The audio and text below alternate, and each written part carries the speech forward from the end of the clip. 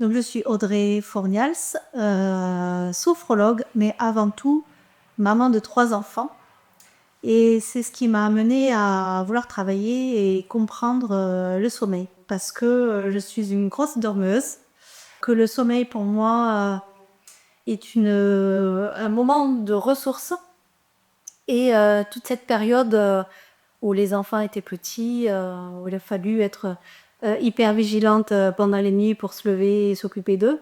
Voilà, c'était une véritable torture, pour moi et je suis rentrée dans cette, vigilance qui s'est installée au fur et à mesure et puis même quand les enfants ont grandi, je suis restée dans cet état de vigilance, ce qui a donné du coup un sommeil hyper perturbé, avec des réveils au moindre bruit, jusqu'à un épuisement et jusqu'à des problèmes de santé.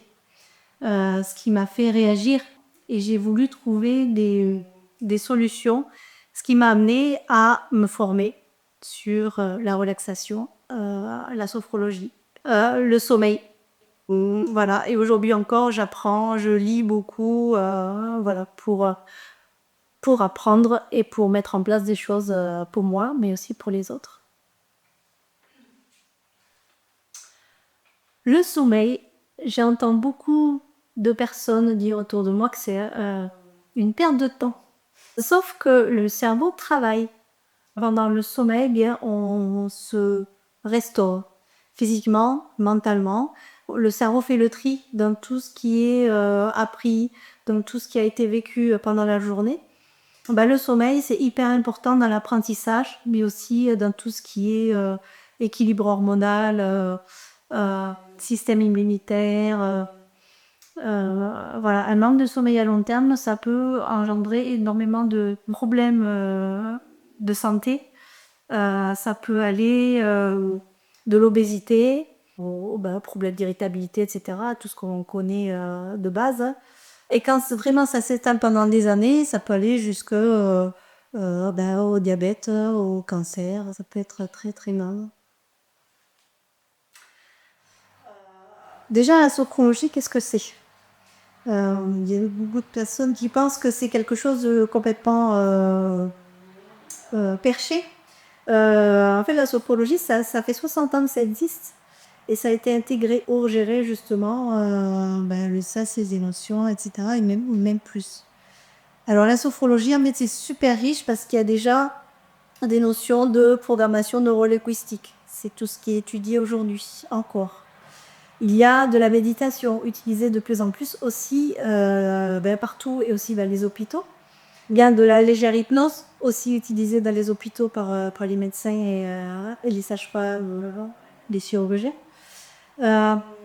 Et puis tout ce qui est relaxation, détente corporelle et visualisation qu'on utilise aussi pour les sportifs beaucoup. Et puis dans l'accompagnement, ça additionne tout ce qui est lié à l'hygiène du sommeil. Donc environnement du sommeil, habitude d'endormissement, hygiène de vie, ça peut être activité sportive, ça peut être sa façon de se nourrir aussi. Tout ça, c'est super important sur tout l'équilibre hormonal. Voilà, c'est pour ça que je vous dis que c'est vraiment d'accompagnement holistique, parce qu'il y a plusieurs techniques qui ont déjà fait leurs preuves depuis des années, qui sont condensées et mises en action les unes avec les autres. Je pense que les personnes, alors, j'ai posé des questions à mon entourage, les personnes qui ont un problème de sommeil, le souci c'est que pour eux, et comme pour moi à l'époque, c'était normal. Donc on ne cherche pas forcément à trouver des solutions, hormis les choses qui viennent naturellement, c'est-à-dire aller voir le médecin ou aller à la pharmacie et prendre des cachets. Il y a énormément d'acteurs qui peuvent aider naturellement à reprendre le sommeil, surtout que le problème de sommeil, c'est pas forcément uniquement à cause de la perturbation due à la maternité, c'est aussi tout notre train de vie, le stress qui n'est pas géré, qui va aggraver ces problèmes de sommeil. Notre sommeil est le reflet de notre journée passée. Et si on n'agit pas sur ce cercle vicieux, journée intense, très stressante, nuit ratée, et du coup on gère moins notre stress, etc., eh bien, on va rentrer dans une espèce d'engrenage qui va faire en sorte qu'on va jamais en sortir et vont avoir des problèmes de santé à long terme. Tout le monde vit des moments où on dort mal et du coup, beh, on a beaucoup moins de patience envers ses proches, envers ses enfants, mais aussi envers ses collègues. Et puis, on fait face plus difficilement aux imprévus de la journée et à la gestion du stress, à la gestion des émotions. Et, et puis, dans l'apprentissage aussi, ça devient compliqué. J'ai été longtemps coupée de mon esprit de mon corps. Alors, ça fait bizarre de dire ça, mais dans cette période où j'étais si fatiguée, il fallait que je continue à avancer. Coûte que coûte, le boulot, les enfants. Et donc, je m'en suis aperçue assez tardivement. Comment je pouvais avancer en étant épuisée? Eh ben, c'était juste la colère. Il n'y avait que la colère et le il faut que. Et ça m'a poussée à me couper complètement de mon corps et de plus l'écouter. Jusqu'à un moment où, physiquement, j'en pouvais plus. Je ne pouvais même plus conduire une demi-heure. Il a fallu que je m'arrête pour aller au travail, que je m'arrête, que je dorme et que je reparte. Et en fait, la relaxation, la sophrologie m'ont aidé à, comment dire, me reconnecter à mon corps et à mes sensations. Et c'est ce qu'on travaille aussi en priorité dans la sophrologie. Voilà, et ça aide à mieux se connaître et avoir plus confiance en soi. Plus on va s'écouter, on va savoir vers où s'orienter, comment prendre des choses, parce qu'on se connaît mieux. Alors, ma force, c'est que je suis sophrologue spécialisée dans le sommeil. Et en plus de ça, dans ma jeunesse, j'ai fait beaucoup d'études scientifiques, des études dans le sport. Et puis, je bouquine beaucoup, je lis énormément pour me mettre à la page de toutes les nouvelles recherches scientifiques sur les neurosciences, etc. Et donc, mon accompagnement englobe tout ça. Donc, c'est un accompagnement holistique qui va prendre en compte tous mes savoirs, tout mon savoir-faire au niveau de la sophrologie, mélangé à toutes ces nouvelles recherches scientifiques liées au cerveau et liées au fonctionnement du sommeil. Et ça va être un accompagnement autant avec de la théorie, parce que moi, ça m'a beaucoup aidé de comprendre comment fonctionne le stress, comment fonctionne le sommeil. Le fait de comprendre, ça va permettre d'analyser, de se dire là je suis sur ce chemin, là ça marche comme ça, donc moi j'ai besoin de ça. Et voilà, d'amener vraiment des techniques ou une façon de faire qui va correspondre au changement. Et puis il va y avoir aussi un échange avec un groupe, des visios, pendant lesquels les personnes vont pouvoir me poser des questions. Et il va y avoir aussi un échange entre les différentes personnes. Et les forces aussi, c'est que les personnes vont pouvoir avancer à leur rythme dans la prise de connaissance de la théorie, mais aussi de la prise de connaissance de tous les exercices qu'il y aura à faire. Comme ça sera sur une plateforme disponible 24/24, les personnes pourront gérer leur temps pour travailler dessus. Il y aura des coachings individuels justement pour recibler, poser les bonnes questions et orienter vers ce qui correspond à la personne.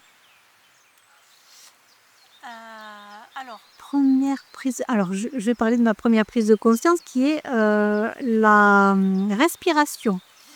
Donc moi, je faisais partie des personnes qui disaient mais tout le monde sait respirer, c'est inné, sinon on meurt. J'ai vite pris conscience qu'on a vraiment plusieurs modes de respiration. On a 3 niveaux de respiration.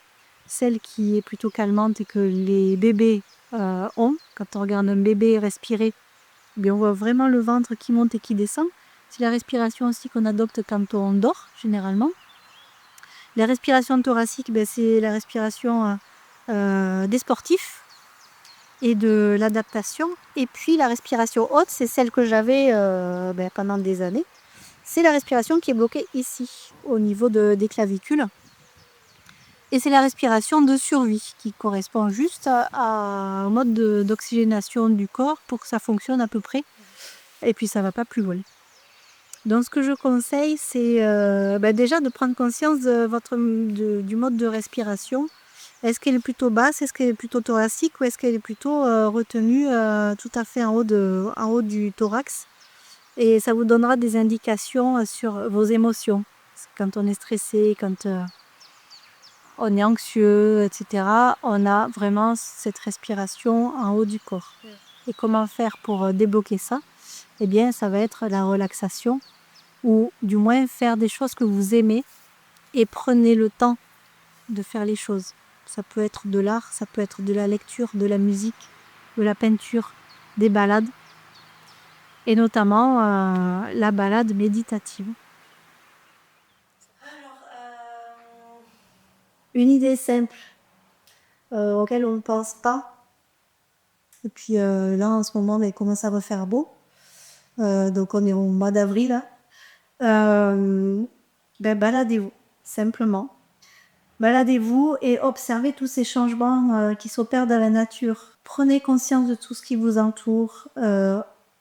Prenez le temps d'observer chaque couleur, chaque petite fleur, chaque insecte, chaque parfum, les sensations du vent sur vos bras, sur votre visage.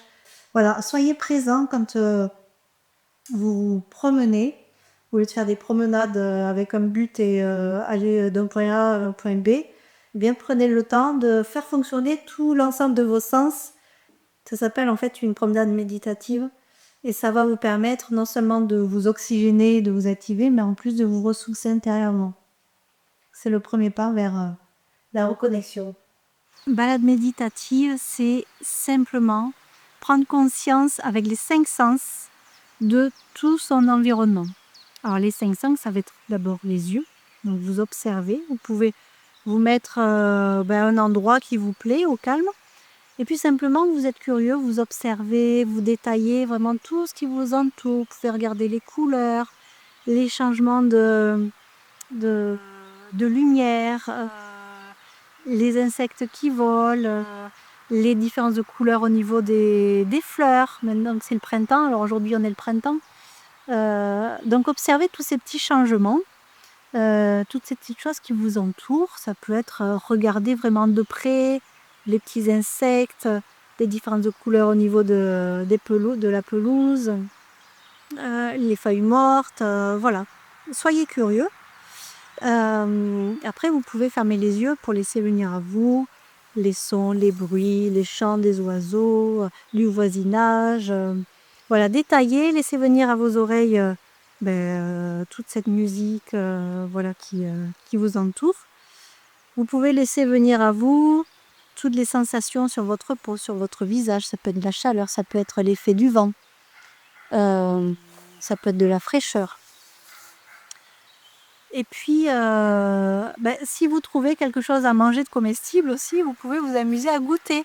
Des petites fleurs là, bien sucrées, des petites baies éventuellement, une petite brindille d'herbe. Alors attention, choisissez bien l'herbe. Et puis goûtez simplement à la tranquillité, au calme, à tout ce qui vous entoure, à ce moment qui est pour vous, qui permet de faire descendre tout ce système nerveux qui est toujours à fond.